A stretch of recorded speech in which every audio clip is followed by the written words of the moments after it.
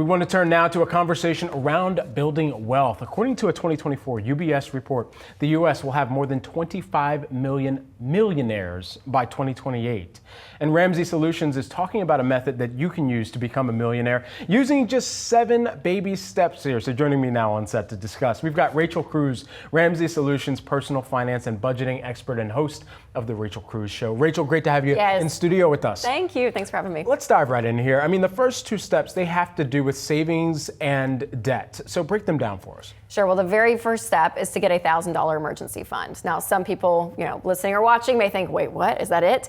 But 40% of Americans can't cover a $400 emergency in cash. So that starter fund of actually having cash is huge. So you can put that just in a high yield savings account. And then step 2 is actually getting out of consumer debt, and do that by listing all of your debts, smallest to largest, regardless of the interest rate, pay minimum payments on everything, and pay the smallest debt off first, because your income is your largest wealth building tool. In order to build wealth, your income is so huge in that. But when your income's going out 18 different directions and payments, you're making the banks rich and not yourself. Right.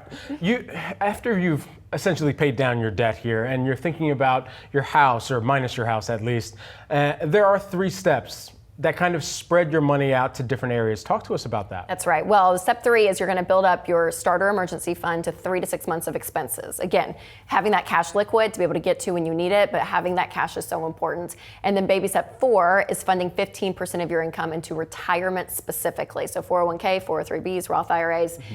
And then baby step 5, if you have kids, start thinking about kids' college, 529s, ESAs, and start thinking about their future.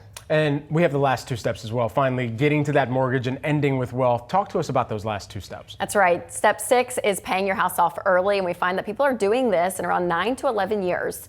And this is huge. When you don't have a mortgage payment, there's not only freedom from an emotional standpoint when you have no payments, but also a financial. And then baby step 7, when everything's paid off, you continue to build wealth and invest and be extremely generous. We were just talking about this in the break before we began our segment. It's the holiday season. I just want to get your take on budgeting through this season and on gifts as well. Talk to us about your approach. It's really important, I think, to be proactive and to ahead of time say, hey, here's the amount of money we have to spend. We're 2 weeks from Christmas right now.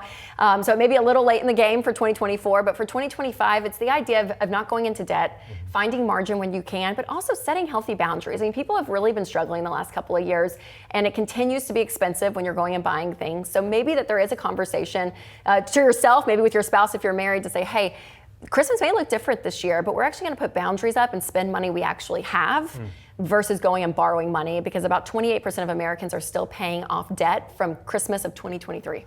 Interesting.